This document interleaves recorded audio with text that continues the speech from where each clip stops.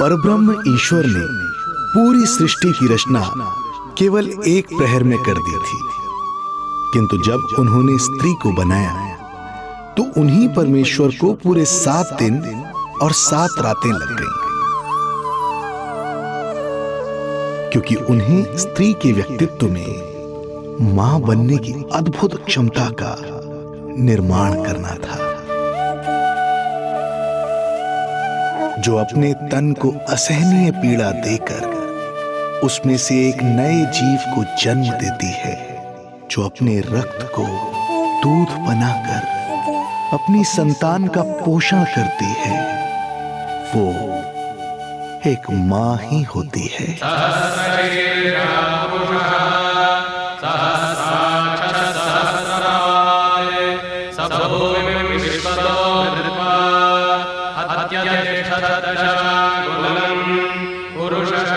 स्वयं भगवान श्री विष्णु भी मां की इस ममता से दूर ना रह पाए, विवश हो गए धरती पर अवतार लेने के लिए।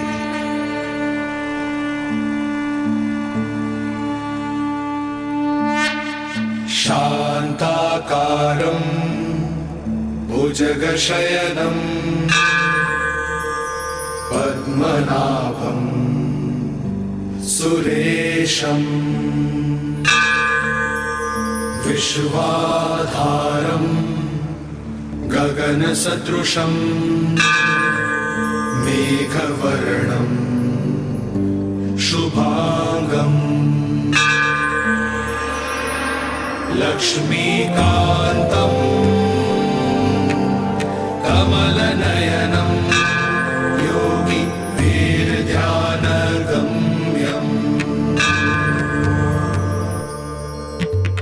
वन्दे विष्णुं भवभयहरं सर्वलोकैकनाथं वन्दे विष्णुं भवभयहरं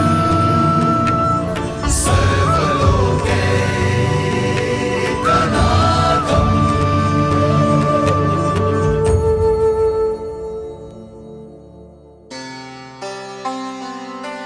प्रणाम प्रभु। प्रणाम प्रणाम माता।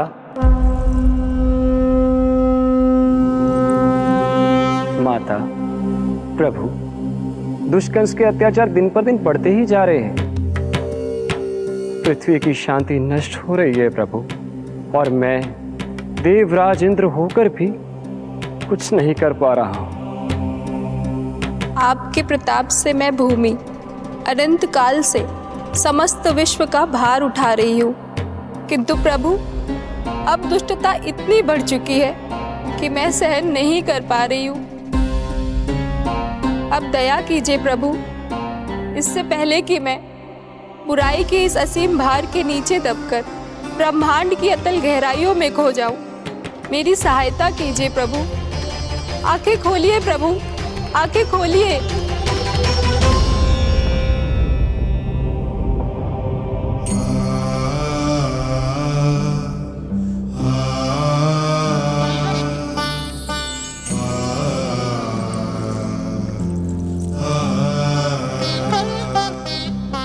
चिंता मत कीजिए, समय की पुकार को अनसुना नहीं करूंगा। मैं आप सबका कष्ट हरूंगा। मैं अवश्य अवतार लूंगा, मैं अवश्य अवतार लूंगा, मैं अवश्य अवतार लूंगा। श्री कृष्ण के रूप में, श्री कृष्ण के रूप में, श्री कृष्ण के रूप में।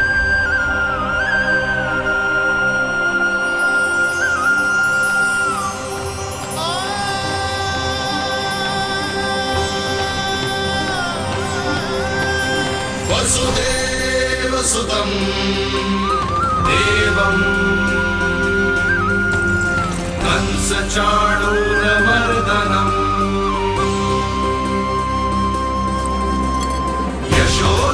यशोदपरमानन्दम्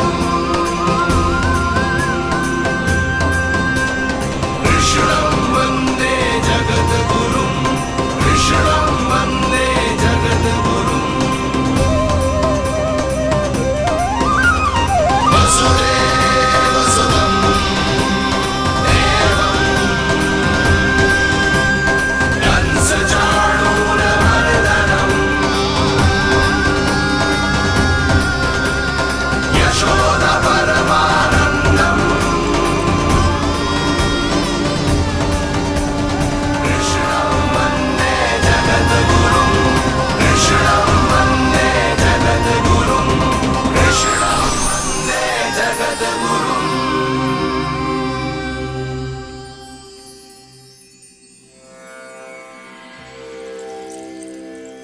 कंस का वध करूंगा।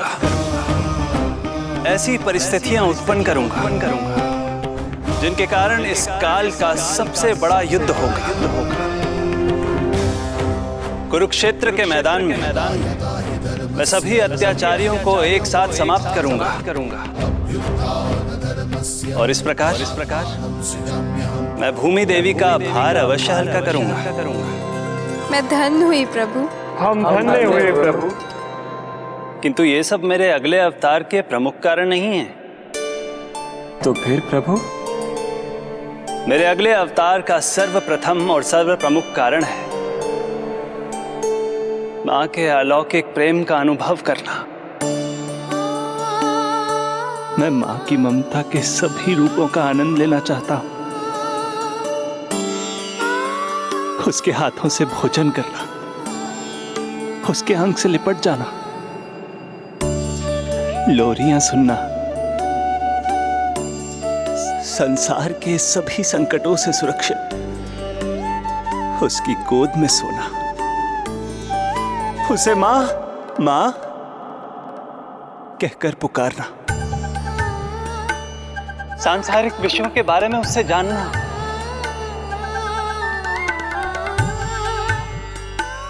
और फिर कोई शैतानी कर उसके आगे आगे भागना,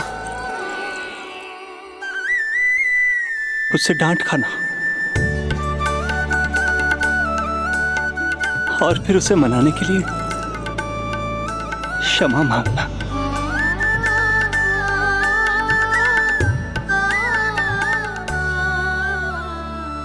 कितना आनंद आएगा जब वो मुझे दंड देने के लिए मेरे पीछे पीछे दौड़ेगी और मैं उस डर से सभी दिशाओं में भागता फिरूंगा।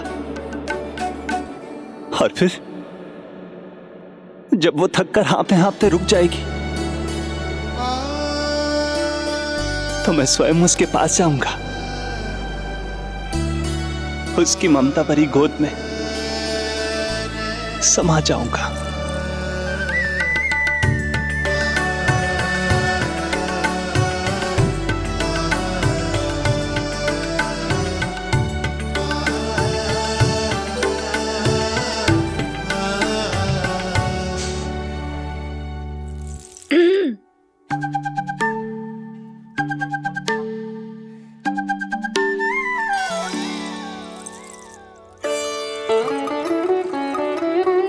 प्रभु, एक प्रश्न है।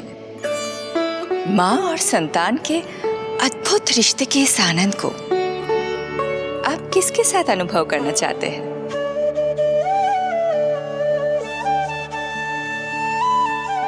प्रभु, कौन है वो सौभाग्यशाली महिला जिन्हें आपने अपनी माँ के रूप में चुना है? वो महिला है यशोदा। यशोदा।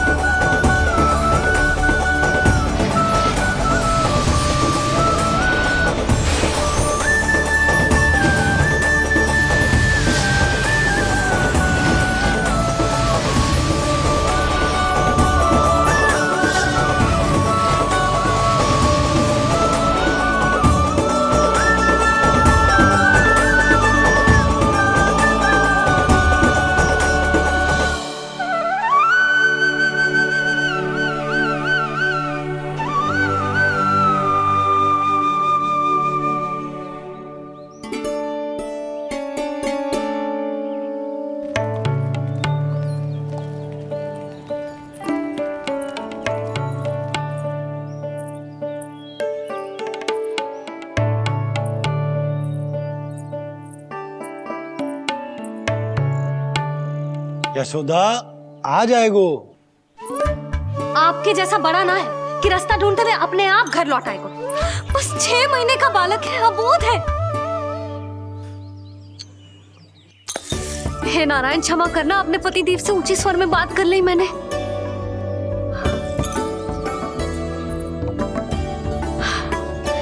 किसी को भी बुद्धि ना है पूरे गोकुल में के नंद जी का बालक खो गयो है, सुबह सुबह घर से भाग गयो है। किसी को ना पड़ी है कि उसे ढूंढे लेकर आए। यही सामान देते हैं वे गोकुल के राजा को। हे भगवान, ना जाने मेरा बच्चा कहाँ होगो, कैसा होगो। कितना समय होगा है, अब तक तो भूख भी लगी आई होगी उसे। आप क्यों रुक गए? आप खाओ। हाँ, आप खाओ, आनंद से खाओ। आपको तो कुछ चिंता ही ना है। माँ ही तड़पती है अपनी संतान के लिए।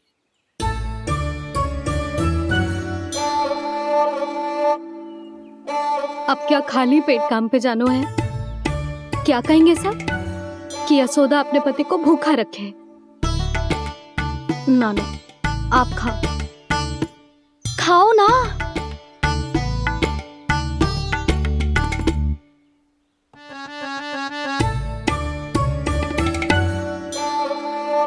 गुड़ के लड्डू कितने पसंद है उसे, कब से बना के रखे हैं। यशोदा, तुम स्वयं क्यों नहीं जाकर ढूंढती उसे? लड्डू भी खिला दियो और घर वापस भी ले आएंगे। जाओ, शीघ्र जाओ।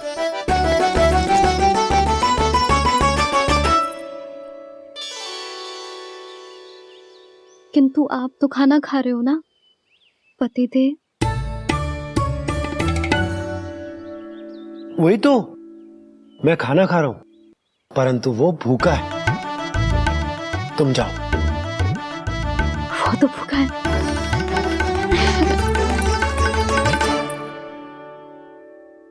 ये बनेंगी श्री हरि के अगले अवतार की माँ।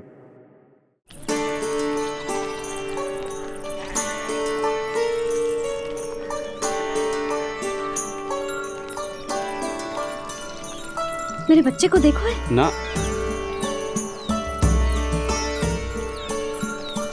काकी, मेरे बच्चे को देखो है। नहीं नहीं,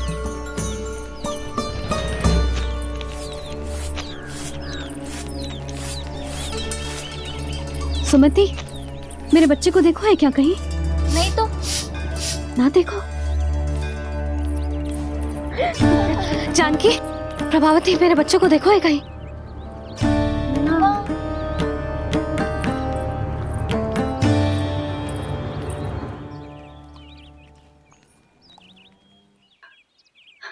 कहाँ है तू?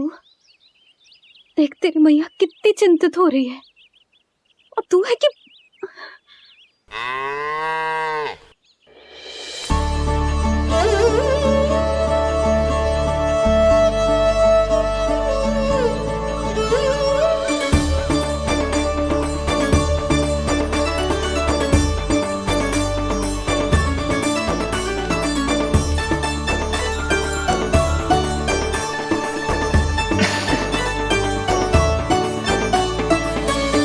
हाँ, अभी तक मैया यशोदा का लाडला यही है, 6 माह का बछड़ा। इसी पर ये अपनी सारी ममता न्योछावर करती हैं।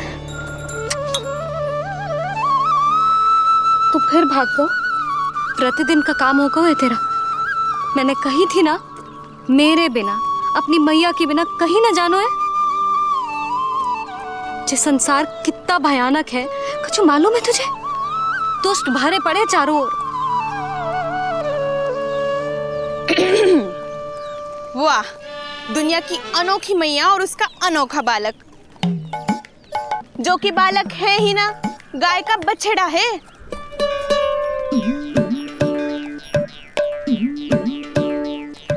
सुलक्षणा, तुम्हारी जे दशा कौन ने की? और कौन ने? जे तुम्हारे सपूत ने कूद फाद के मेरे पूरे बगीचे का सत्यानाश कर दो है। मेरा रामू ऐसा कर ही ना सकता। जे क्यों आएगा तुम्हारे बगीचे में? रंग बिरंगे फूलों के लिए। फूलों के लिए? हाँ, जीप लपलपाती है इसकी मेरे फूलों के लिए। सुबह सुबह भाग के आ जाता हो इन्हें खाने के लिए। फूल खाने? सुलक्षणा, तुम्हें कछु वहम हुआ है। जे मेरा रामू है, जे फूल वूल क्यों खाएगो भला? अच्छा, तो फिर आप ही इसका मुंह खोलो और स्वयं देख लियो। हाँ तो ठीक है, असत्य के पैर ना होते जो अभी सिद्ध हो जाए वो। रामू मुंह खोल के दिखा। मैया की कहीं मानते हैं ना, मुंह खोल। रामू सुलक्षणा चाची को दिखा दे कि तूने उनके फूल ना खाए। चल मुंह खोल, मुंह खोल।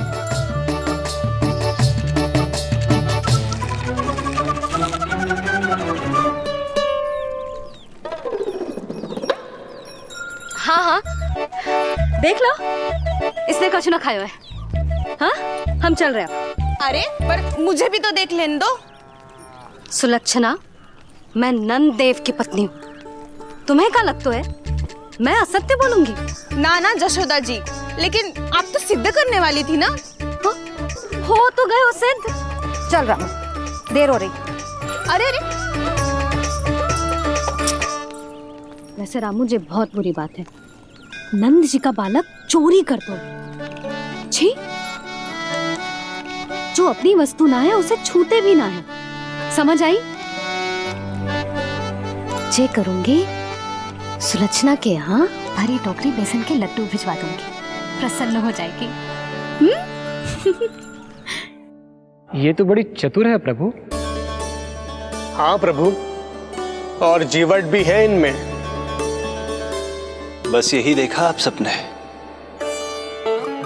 क्या आपने एक मां की चिंता नहीं देखी? प्रत्येक मूल्य पर अपनी संतान की रक्षा करने का स्वभाव नहीं देखा? या फिर असत्य भाषण करने पर अपनी भूल सुधारने की व्यग्रता नहीं देखी? कोई बात नहीं, मैं बताता हूं यशोदा क्या है। यशोदा पवित्रता की प्रतिमूर्ति है, विश्वास का आधार सुरक्षा की भावना है, ममता का मूर्त रूप है वो, वात्सल्य की गंगा है, भावनाओं का बहता हुआ निर्झर है। यशोदा अपने आप में परिपूर्ण है। यशोदा मां है। प्रभु, मां यशोदा निश्चित ही अद्भुत है। जिनके यहाँ आप पुत्र बनकर जाना चाहते हैं, उन्हें तो असाधारण होना ही है। किंतु प्रभु, आपके दिए हुए वचन के अनुसार आपको देवी देवकी का पुत्र बनकर जाना है, तो फिर आप एक ही जन्म में दोनों माताओं के पुत्र कैसे बन सकते हैं? आपका प्रश्न उचित है इंद्रदेव। पूर्व काल में प्रजापति सुतप्पा और उनकी पत्नी प्रश्नी ने मेरी घोर तपस्या की थी। उनके आग्रह करने पर मैंने उन्हें वरदान दिया था कि जब वो देवकी और वसुदेव के रूप में पृथ्वी पर आएंगे, तब मैं उनका अष्टम पुत्र कृष्ण बनकर जन्म लूंगा। पर मैया यशोदा के वात्सल्य प्रेम ने मुझे दुविधा में डाल दिया, क्योंकि वो भी तो पिछले जन्म से ही है ना। पिछले जन्म से?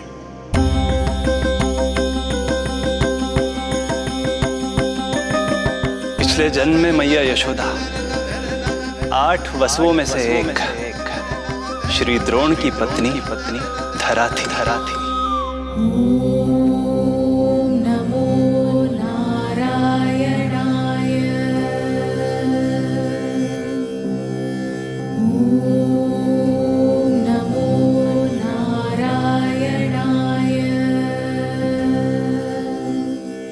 दोनों सहस्त्रों वर्षों तक निरंतर मुझे पुत्र रूप में पाने की मनोकामना के साथ घोर तपस्या करते रहे।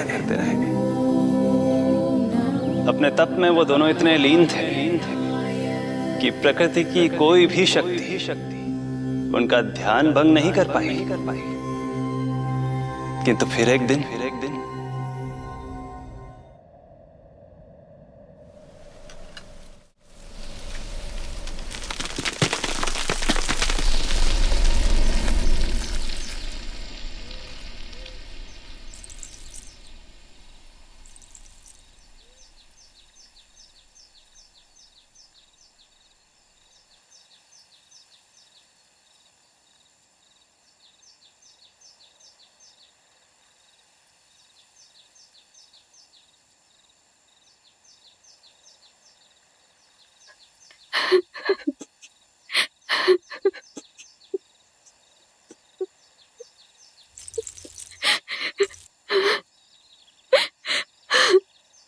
हमारे भक्ति में ऐसी क्या कमी रह गई प्रभु कि अभी तक आपके दर्शन का सौभाग्य नहीं मिला।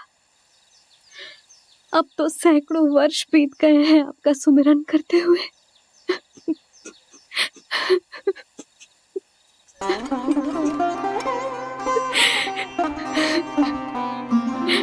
साचा सुमिरन सबसे हरि का, साचा है हरि नाम।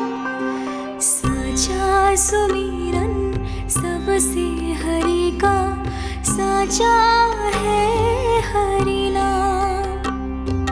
जिनकी कृपा से बन जाते हैं सबके बिगड़े काम, सबके बिगड़े काम। साचा सुमिरन सबसे हरि का, साचा है हरि नाम। आतुर है आंचल का उपवन, सुनने को पैजनियां छुन छुन। मधुर मधुर तुतलाती बोली, खेले संग संग आँख में चोली। मेरे मुख पे भी दे दो प्रभु ममता भरी मुस्कान। साचा सुमिरन सबसे हरि का, साचा है हरि नाम। भक्त बिना भगवान है जैसे, माता बिन संतान के वैसे। हरि बिन मेरा जीवन सूना, भगवान लाज मेरी रख लो ना। भगवान लाज मेरी रख लो ना।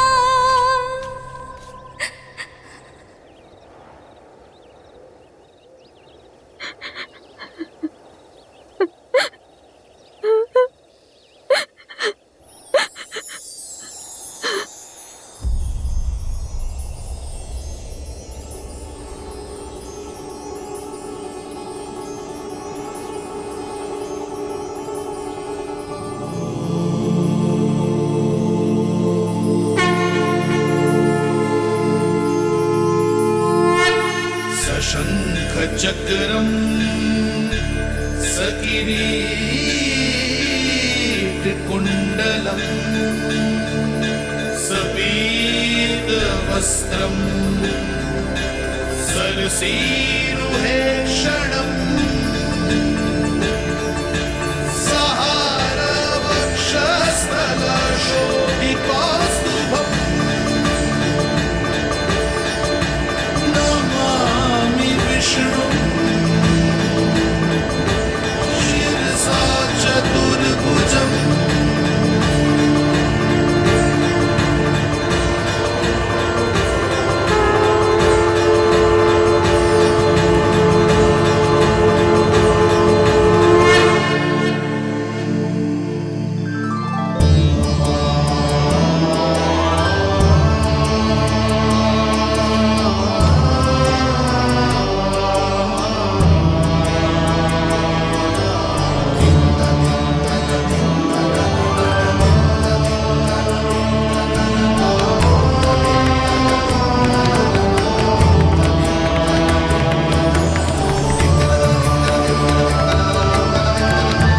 कहिए कहिए, क्या वरदान पाना चाहते हैं आप? प्रभु, हम आपकी सेवा करना चाहते हैं, परंतु भक्त की भांति नहीं, अभी तो माता पिता के समान। आपका एक पुत्र के रूप में पालन पोषण करें। आप हमें माँ पिता के भांति प्रेम दें और हम आप पर अपनी ममता न्योछावर कर सकें।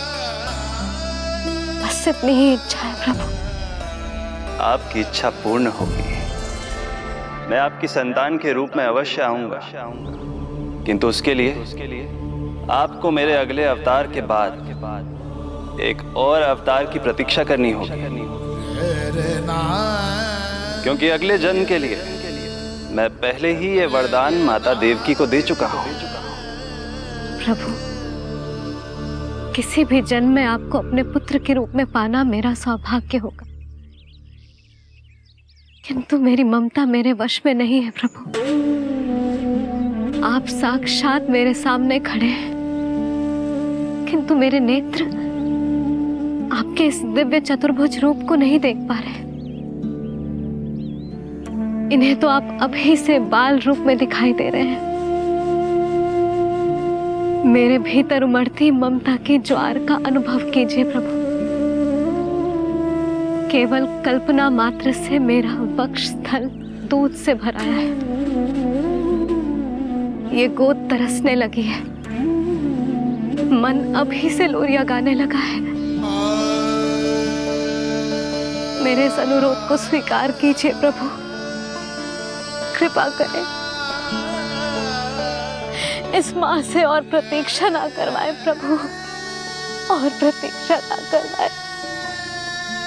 उस पल माता धरा की ममता भरी भक्ति और प्रेम भाव को देखकर मेरे मुख से भी वो शब्द निकल ही पड़ा जिसे एक बच्चा पहली बार बोलना सीखता है, माँ माँ माँ माँ। अब ये प्रतीक्षा केवल आपकी ही नहीं, मेरी भी होगी, मेरी भी होगी, मेरी। मैं भी तरसूंगा आपका पुत्र बनने के लिए, पुत्र बनने के लिए। इस समय मैं विवश हूँ, समय मैं विवश हूँ, समय मैं विवश हूँ, किंतु मैं आपको वचन देता हूँ, आपको वचन देता हूँ, आपको वचन देता हूँ, मैं आपकी संतान बनकर अवश्य आऊंगा, मैं अवश्य आऊंगा, मैं अवश्य आऊंगा। प्रभु,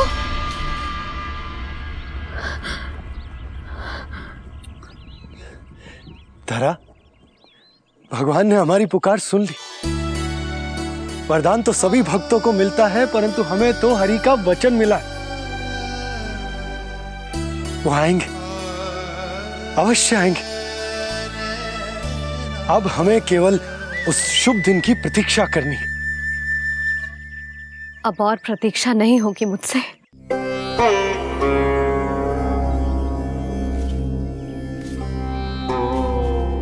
हमने सहस्त्रों वर्षों तक तपस्या की, ये समझ लो कि वो तपस्या अभी शेष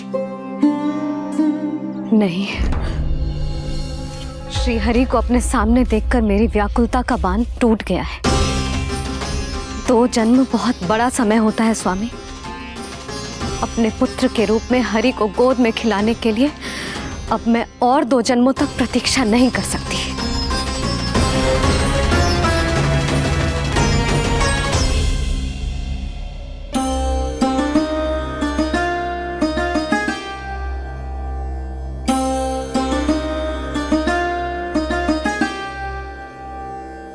व्यर्थ हरि बिन जग ये सारा, व्यर्थ हरि बिन जीवन धारा।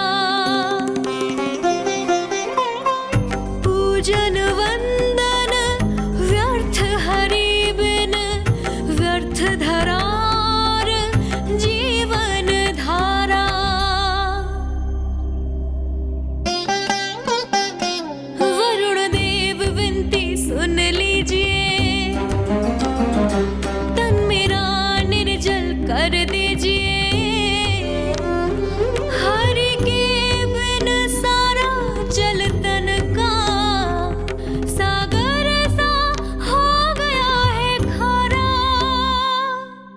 प्रभु, माता धरा की तपस्या का तेज अत्यधिक है। प्रकृति के पंचतत्व, 5 महाभूत इनकी पुकार सुनने के लिए विवश है।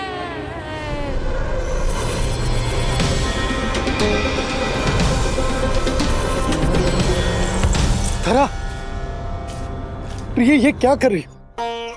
रुक जाओ। जठराग्नि सब दूर ये कर दो, अग्नि देव मेरे ताप को हर लो। माता जो वंचित ममता से, जग में नहीं उसको कुछ प्यारा।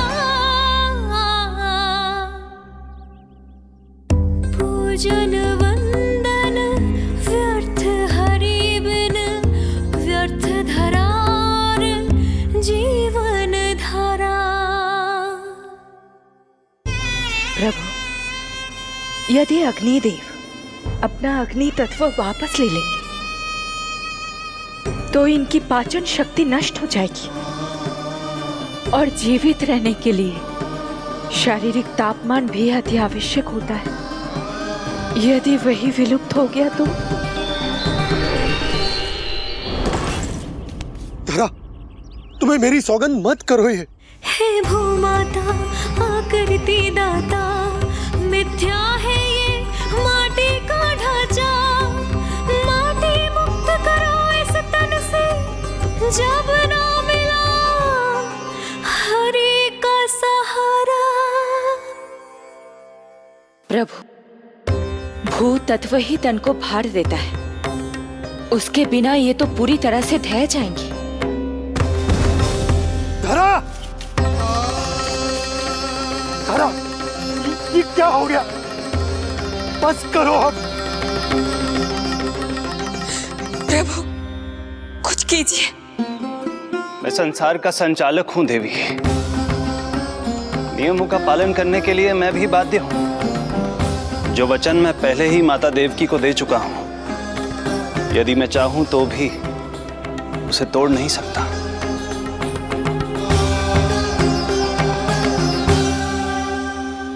सुख लो आयु सब इस तन की, आस है जो ना शेष है मन की। वायु देव कृपा करो अब ये रोक दो इन श्वासों की धारा।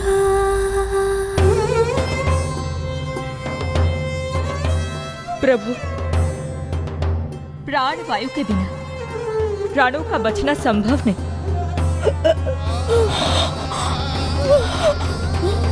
धरा, धरा, धरा, धरा, बस करो अब। क्या तुम अपनी सुध-बुध खो चुकी हो? तुम्हारे प्राणों में मेरे भी प्राण बसते हैं प्रिय। रुक जाओ। हे आकाश देव, तुमको मेरा अंतिम प्रणाम। अंतरात्मा लीन करो मेरी, लेके श्री हरि का नाम।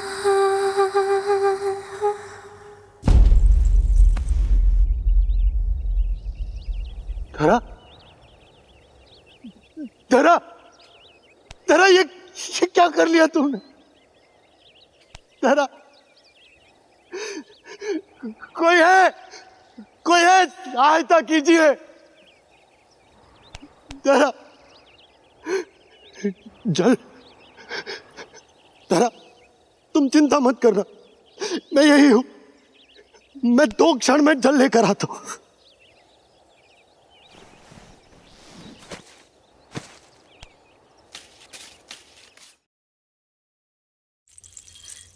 प्रभु, आप नियमों से तो अवश्य बंधे हैं, परंतु आप लीलाओं के स्वामी हैं।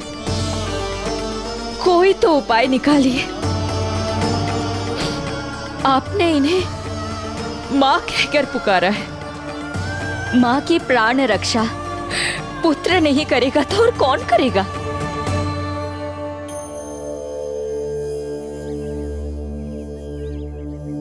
प्रेम ना जिसकी सीमा कोई, ना कोई आया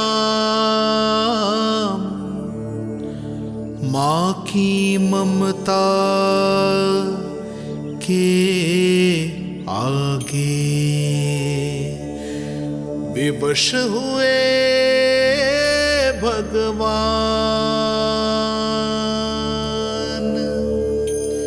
विवश हुए भगवान।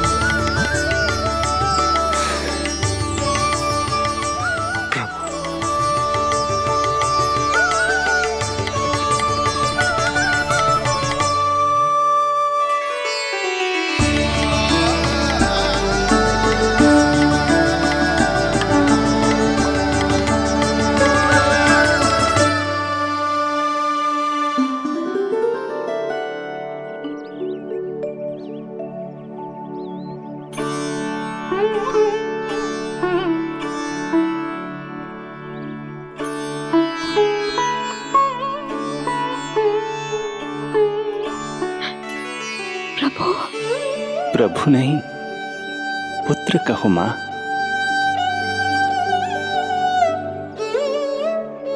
पुत्र, मेरा पुत्र, मेरा पुत्र।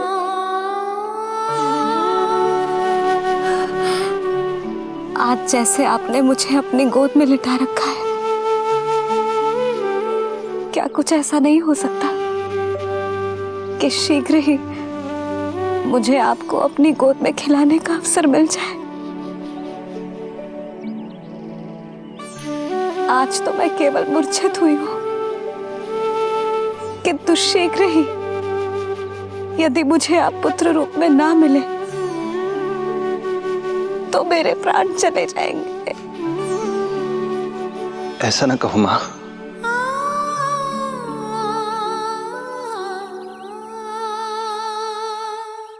माता देवकी को मैं पहले ही वचन दे चुका हूं, इसलिए विधि के विधान के अनुसार मुझे उन्हीं का पुत्र बनकर जन्म लेना होगा।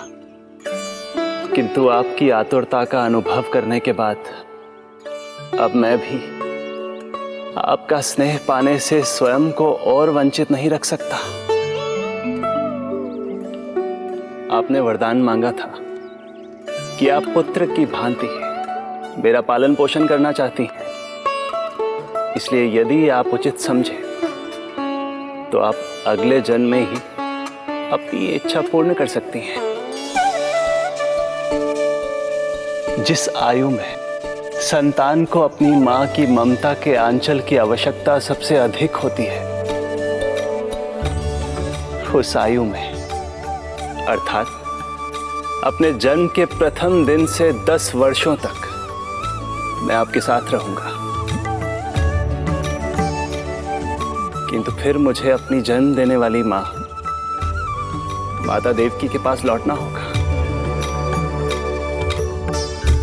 ऐसा करने से मैं उन्हें दिया वचन भी निभा पाऊंगा और आपकी ममता का सौभाग्य भी प्राप्त कर पाऊंगा। यदि आपको स्वीकार हो तो। स्वीकार है प्रभु, सहर्ष स्वीकार है। एक माँ और पुत्र का नाता केवल उसके कोख से जन्म लेने से ही नहीं बनता, ये नाता तो ममता से बनता है। और मैं अपनी ममता आप पर न्यौछावर करने के लिए आतुर हूं। यशोमती मैया के नंद लाला,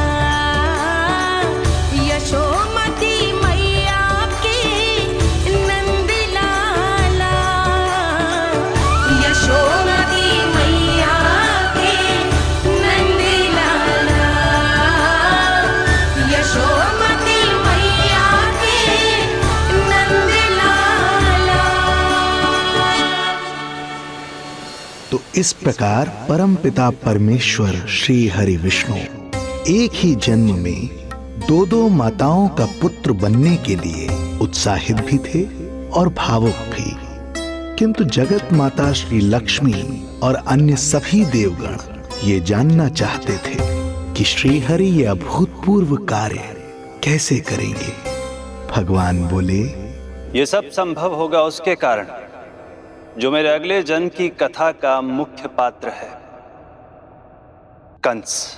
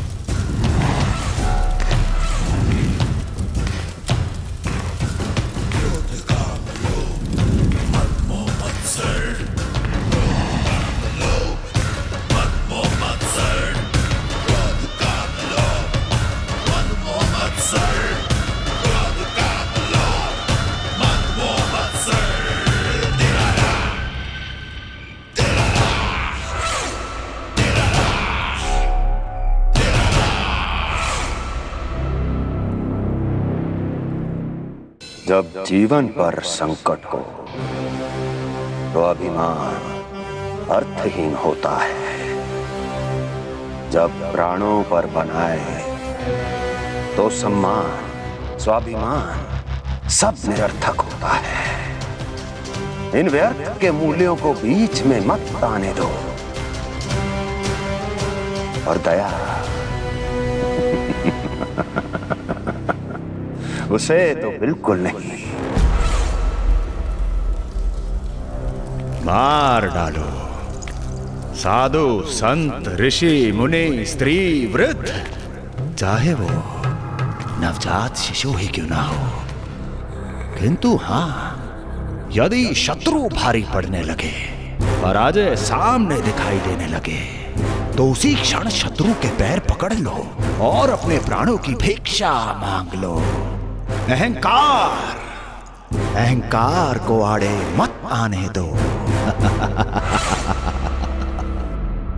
अग्निः शेषम ऋणः शेषम शत्रुः शेषम तथैव च पुनः पुनः प्रवर्धेत तस्मात् शेषम न कार्येत। अर्थात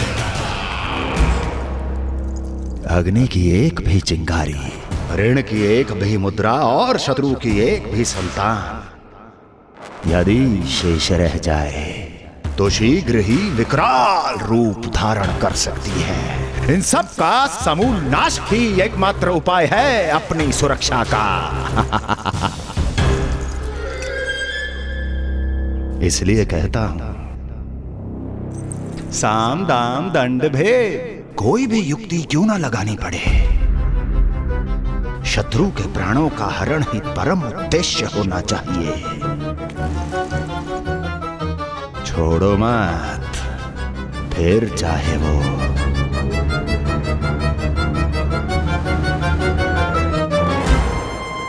विष्णु ही क्यों ना हो।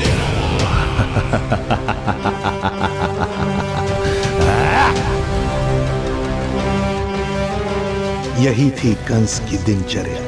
वो प्रतिदिन स्वयं को स्मरण कराता था कि स्वार्थ के लिए किसी भी सीमा को तोड़ने में कुछ अनुचित नहीं है। तभी तो राजगद्दी प्राप्त करने के लिए उसने अपने पिता महाराज उग्रसेन को भी नहीं छोड़ा था। पिताजी,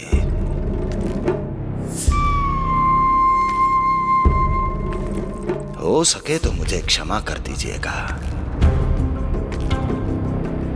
कल्पना भी नहीं की थी कि मैं आपके साथ ऐसा व्यवहार करूंगा। आपको प्रतीत हो रहा होगा कि मैं क्रूर हूं, स्वार्थ में अंधा हो गया हूं, किंतु मैं विवश हूं।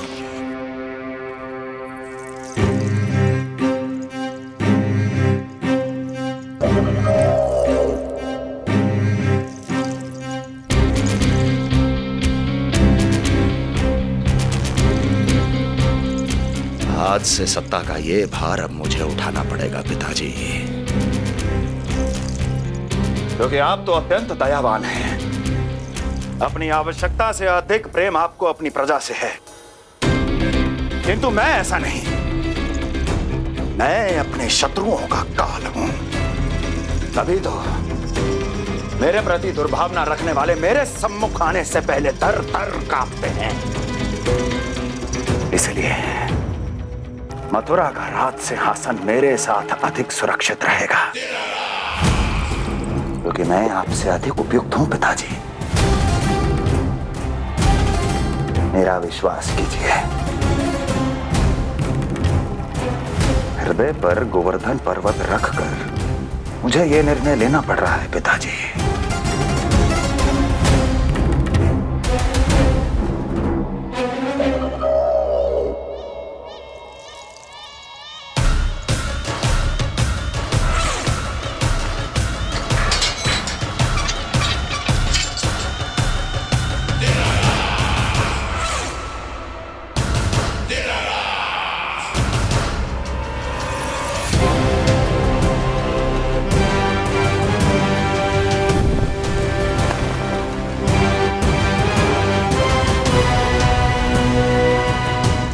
चाबी यमुना में फेंक देना।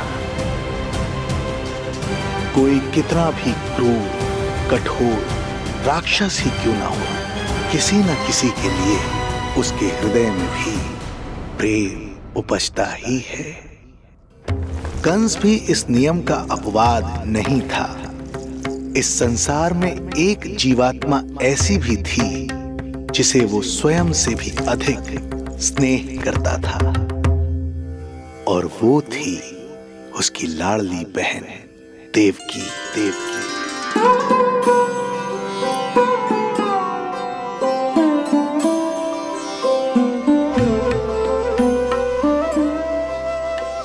देवकी के लिए कंस एक राजा नहीं, मात्र भाई था, जो अपनी बहन की छोटी सी मुस्कुराहट के लिए आकाश पाताल एक कर सकता था।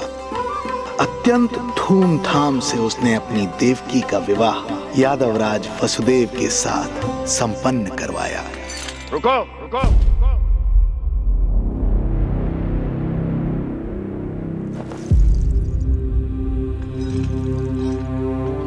ये आप क्या कर रहे हैं? आप मथुरा नरेश हैं?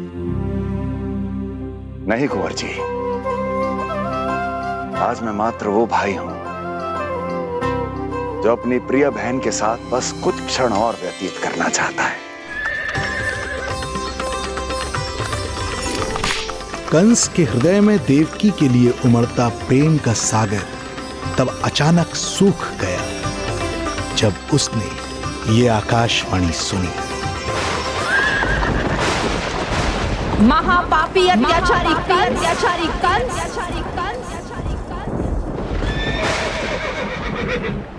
जिस देवकी को तू इतने प्रेम से ससुराल ले जा रहा है, वही तेरे अंत में सहायक होगी। तेरा काल तेरी प्रिय बहन के गर्भ से उसकी 8वीं संतान बनकर जन्म लेगा और तेरा विनाश करेगा, विनाश करेगा, विनाश करेगा।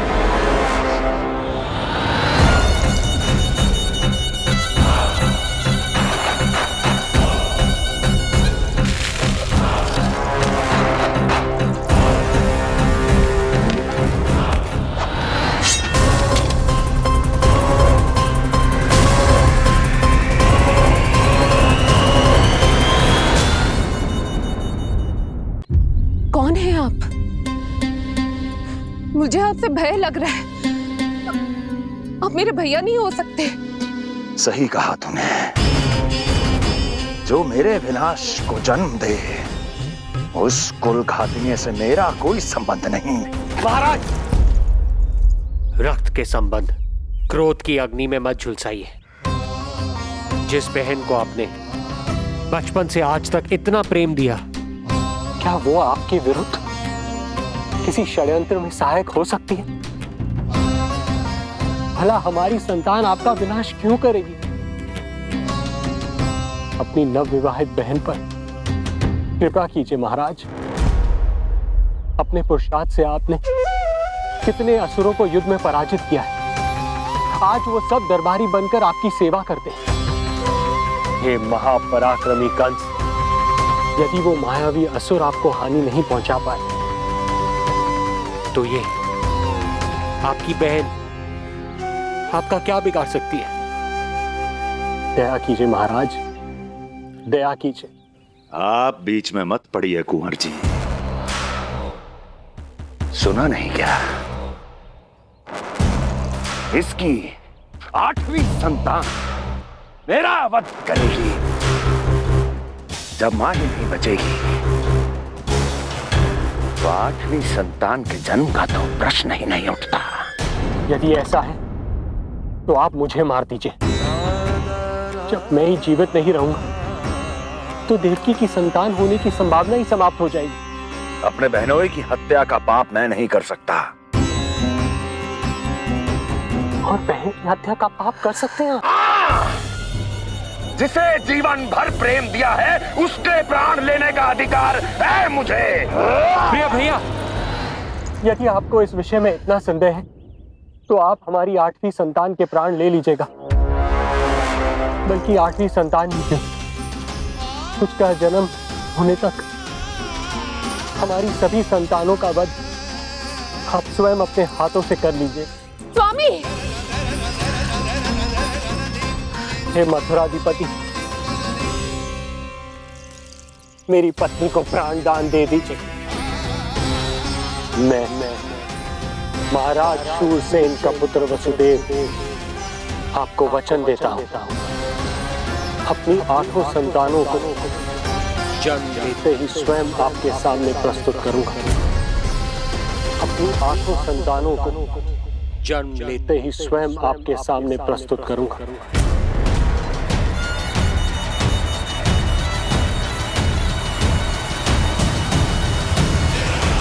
बधाई हो कुंवर जी, अपनी पत्नी के प्राण बचाने में आप सफल हुए।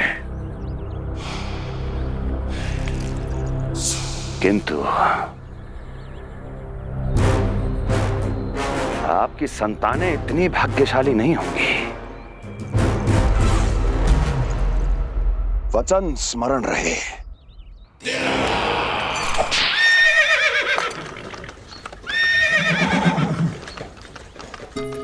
इस तरह रक्त की प्यासी कंस की तलवार की छाया में देवकी और वसुदेव का वैवाहिक जीवन प्रारंभ हुआ।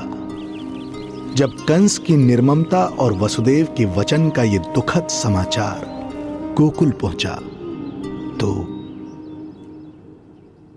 हे नारायण, अर्थात राजा वसुदेव यदि कंस के सामने गिड़गिड़ाते नहीं तो रानी देवकी के प्राण चले जाते।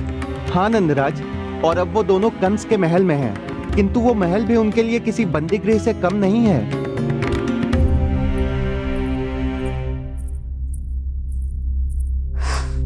इतना भाई अपनी बहन के साथ ऐसा करने की सोच भी कैसे सकता है? मेरा बस चले तो उस दुष्ट कंस को मटके में डाल के ऐसे घोट के रख दूं जैसे मलाई घोट के माखन निकाला जाता है।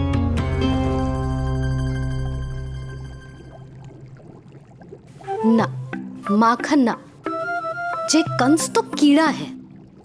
इसे तो पटक पटक के ऐसे मारना चाहिए जैसे कीड़ा निकालने के लिए धान के गट्ठर को पटका जाता है।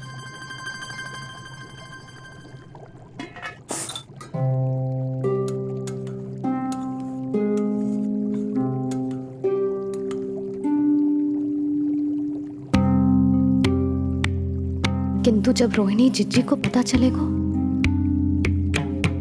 तो वो तो अपने आप को ही दोष देंगे, क्योंकि बालक ना होने के कारण उन्होंने ही वसुदेव जी को राजकुमारी देवकी के साथ दूसरा विवाह करने पर विवश किया था। हे ईश्वर,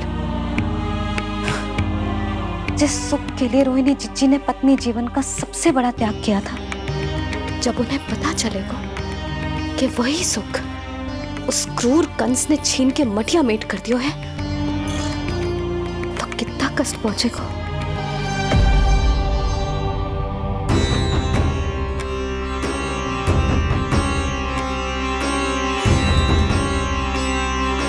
रोहिणी जीजी,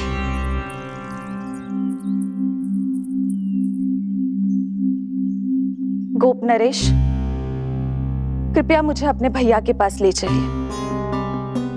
संकट के समय मुझे उनके साथ होना चाहिए। किंतु भाभी, पता चलो है वसुदेव भैया और देवकी भाभी कंस के महल में कड़े पहरे में रखे गए। पति पत्नी एक दूसरे का संबल होते हैं। कंस का पहरा कितना भी कष्टदायक क्यों ना हो,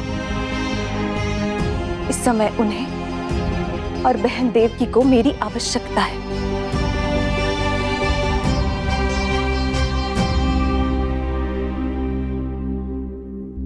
ये मेरी विवशता है कि यादव कुलदीपक होकर भी आपको इस महल में बंदियों की तरह रहना पड़ रहा है, और मैं कुछ कर भी नहीं पा रही। काश आपने मुझसे विवाह ही ना किया होता। तो क्या मैं अपने भाग्य से भाग पाता देवकी? पूर्व जन्म के कर्मों के फल स्वरूप जो हमारी नियति में लिखा है वो तो हमें भोगना ही है। श्री हरि क्या करते हैं, कब और क्यों करते हैं, ये दुख हमारे जीवन में किस उद्देश्य से आए हैं, इन रहस्यों का पता लगा पाना हम मानवों के लिए संभव नहीं है देवकी।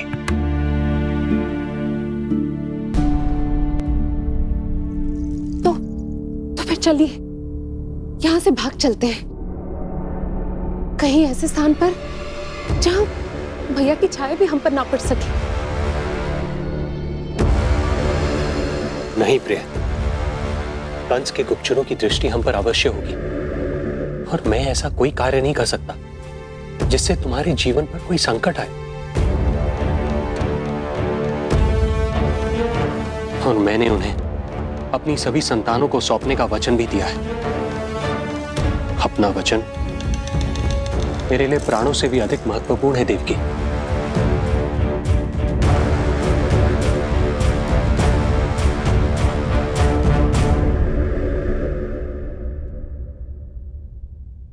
राजन, राजकुमारी, गोकुल से रानी रोहिणी और गोपराज नंद पधारे हैं।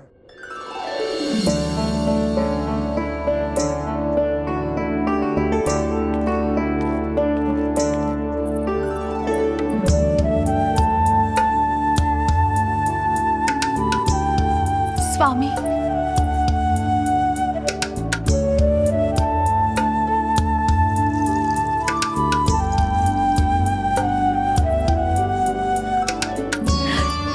बहन, दीदी,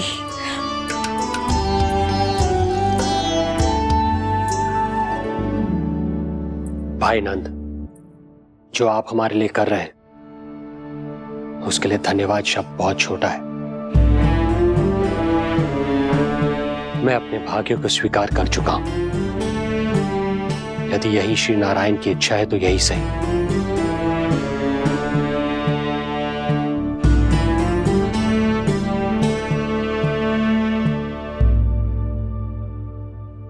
भाई नंद, इस समय मथुरा का वातावरण अनुकूल नहीं है, आपको जाना चाहिए।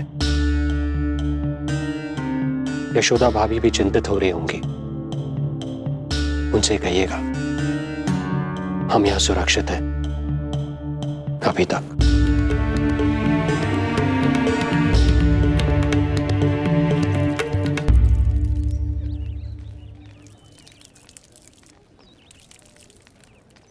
वसुदेव भैया का भाग्य पर भरोसा देख वे अपनी संतानों को कंस को अवश्य सौंपेंगे। हे ईश्वर, इतना कठोर वचन, जब इसे निभाने का कठिन समय आएगा तो कैसा अनुभव करेंगे वे? उनका हृदय तो चकनाचूर हो जाएगा।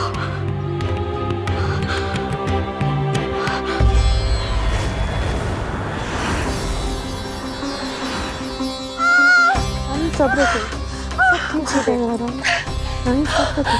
देखिए, मैं महाराज शूरसेन का पुत्र वसुदेव आपको वचन देता हूं, अपनी 8 संतानों को जन्म देते ही स्वयं आपके सामने प्रस्तुत करूंगा।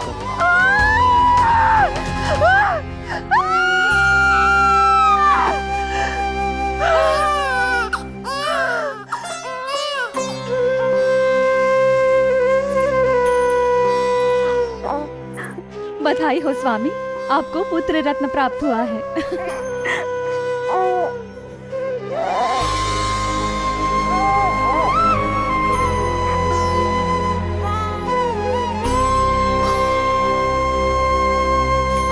महाराज को पता चला तो क्या होगा?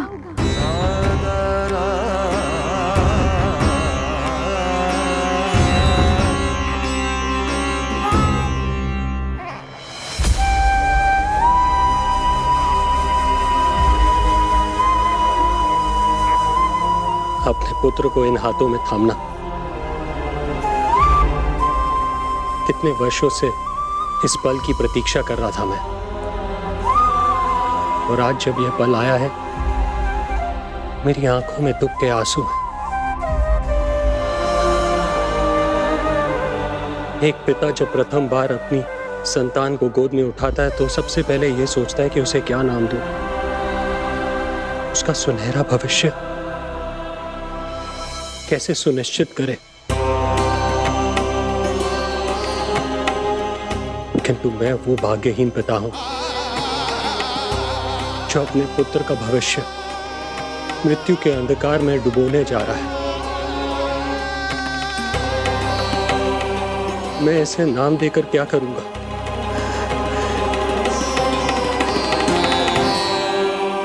क्या आपके वचन का महत्व आपके पुत्र के प्राणों से अधिक है स्वामी?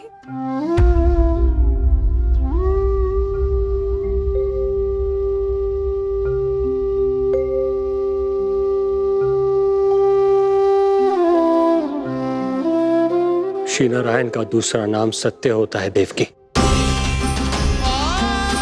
तुम ही कहो, मैं श्री नारायण से विमुख कैसे हो जाऊं? मुझे अपना वचन निभाना ही होगा। हृदय के टुकड़े टुकड़े क्यों ना हो जाए, मुझे इसे कंस तक ले जाना ही होगा।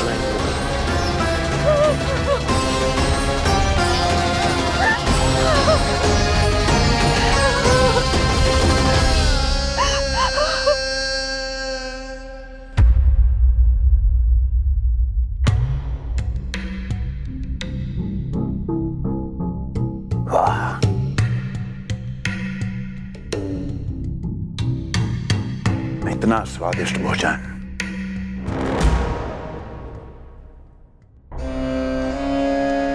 किसी विशेष इच्छा की पूर्ति के लिए मुझे सम्मोहित तो नहीं करना चाहती? मुझे पति के रूप में प्राप्त कर तो चुकी हो, अब प्राप्त करने को क्या क्या बचा है प्राप्ति? मैं प्राप्ति नहीं, अस्थि हूँ स्वामी। प्राप्ति तो छुई मुई बनकर वहां खड़ी है। आप सदैव अपने विषय में ही सोचते हैं, कभी मेरे और भी निहारा कीजिए, तभी तो मेरा नाम सही से स्मरण होगा आपको। मैं अपने विषय में ही सोचता हूं, तभी तो दसों दिशाओं में मेरे नाम का डंका बजता है, मेरे साम्राज्य का विस्तार होता है, तभी तो मेरा अस्तित्व है। अस्थि स्मरण रहे, तुम हो क्योंकि मैं हूं।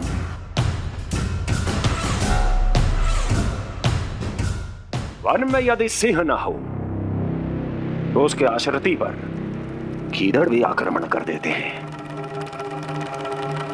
सिंह कभी अपने शत्रु को एक क्षण भी जीवित नहीं छोड़ता महाराज। आपने तो छोड़ दिया देवकी को।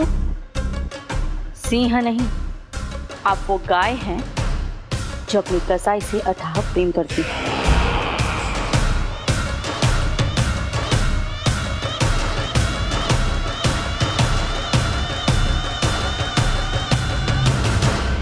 सभी संतानों को जन्म लेते ही मेरे पास लेकर आएगा,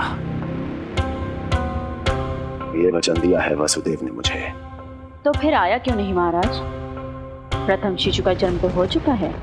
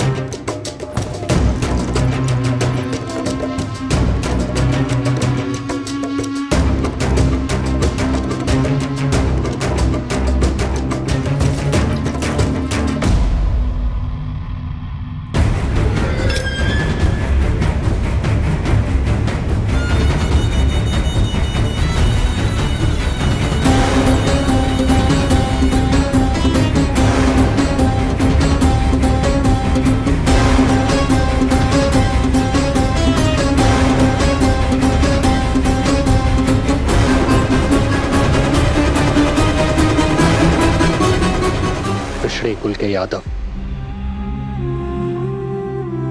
अपना वचन मिथ्या नहीं होने देते महाराज।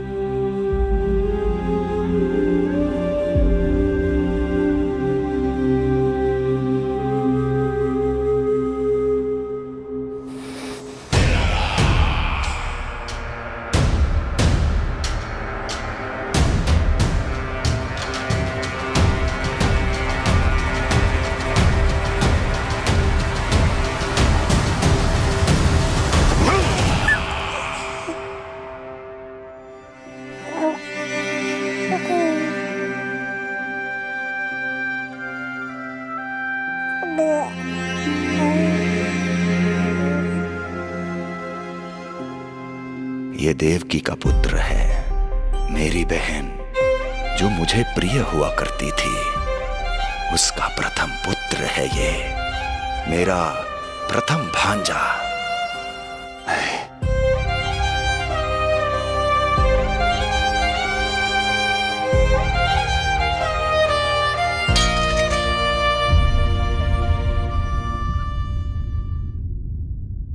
इसे वापस ले जाइए कुंवर जी।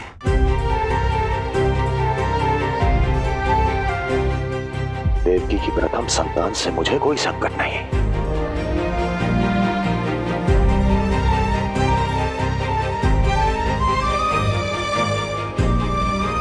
और आपको क्या लगता है कुंवर जी कि मैं कोई राक्षस हूं क्या?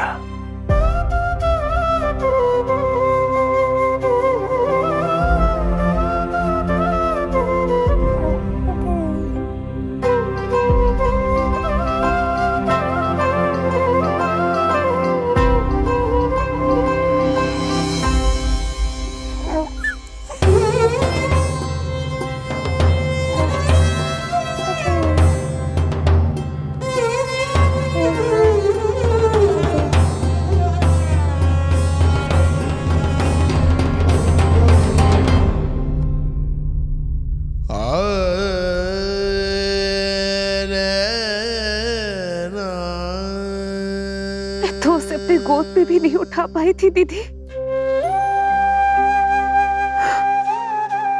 उसका वो सुकुमार मुख मेरी स्मृति से जा ही नहीं रहा। वो मधुर रुदन अभी तक मेरे कानों में गूंज रहा है। मैं तुम्हारी पीड़ा का अनुमान लगा सकती हूँ देवकी। मैंने उसे जन्म नहीं दिया था, फिर भी मेरे कान अभी तक उसके रुदन की ध्वनि सुन रहे हैं। क्योंकि ये अपनी माओ को पुकार रहा है। तुम्हारे भैया ने हमारे पुत्र को प्राणदान दे दिया देवकी।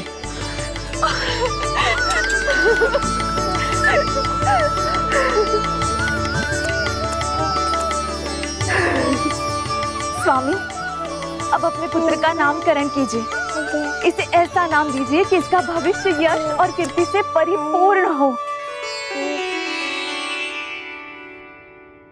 कीर्तिमान। कीर्तिमान होगा इसका नाम।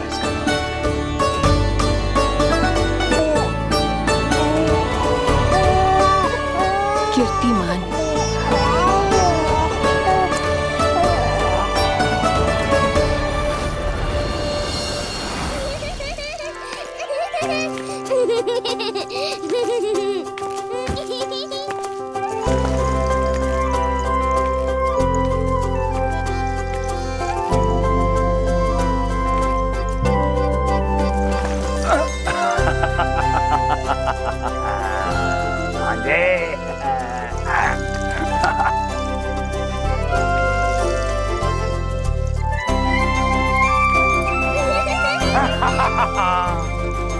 भांजे भांजे, मामा से बचना असंभव है। मामा जी, आपकी भुजाओं में कितना बल है, मुझे पीड़ा हो रही है। मेरा दूसरा हाथ पकड़ लीजिए। तुझे पीड़ा हो रही है? ये ले।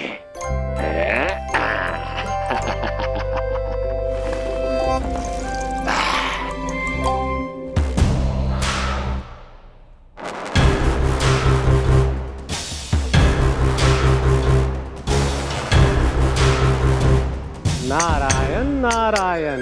मामा जी मूर्ख बन गए, मामा जी मूर्ख बन गए, मामा जी मूर्ख बन गए। इतना दुस्साहस! जा खेल। अब मामा जो है देवर्षि के साथ मंत्रणा करेंगे। जा खेल। क्योंकि अत्यंत महत्वपूर्ण ना हो तो देवर्षि हमारे द्वार पर आने का कष्ट नहीं उठाएंगे। कहिए देवर्षि, कैसे आना हुआ? मैं तो बस आपको ये अद्भुत कमल पुष्प भेंट करने आया था महाराज। इसे देखते ही मुझे आपका स्मरण हुआ था। मानो ये मुझे पुकार कर कह रहा हो, मुझे महाराज कंस के पास ले चलिए। इसमें तो कुछ भी विशेष नहीं है देवर्षि। इसमें 8 पंखुड़ियां हैं महाराज, और 8वीं पंखुड़ी सबसे विशेष है। यदि विश्वास न हो तो आप स्वयं गिनकर देख लीजिए। आप मेरा उपहास कर रहे हैं देवर्षि। आप गिनिए तो सही महाराज। 1 2 3 4 5 6 7 8। क्या आप निश्चित रूप से कह सकते हैं कि यही 8वीं पंखुड़ी है? विचार कीजिए महाराज। क्या आप बिना किसी शंका के कह सकते हैं कि कौन सी पंखुड़ी पहली है और कौन सी 8वीं? क्या आप पूर्ण विश्वास के साथ कह सकते हैं कि कौन प्रथम है और कौन अंतिम? फिर चाहे वो पंखुड़ी हो या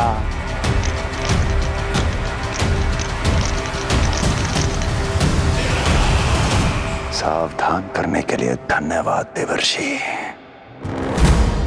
कंस के साथ धोखा करने वाले को अति भीषण दंड मिलेगा।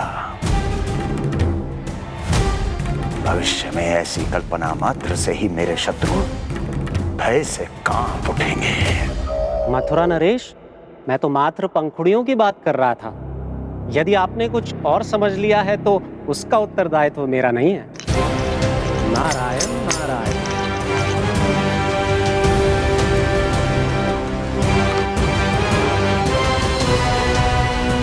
विचार कीजिए महाराज, क्या आप बिना किसी शंका के कह सकते हैं कि कौन सी पंखुड़ी पहली है और कौन सी 8वीं?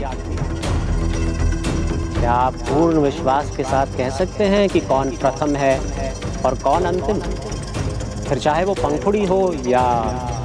मामा जी मूर्ख बन गए, मामा जी मूर्ख बन गए, मामा जी मूर्ख बन गए, मामा जी मूर्ख बन गए।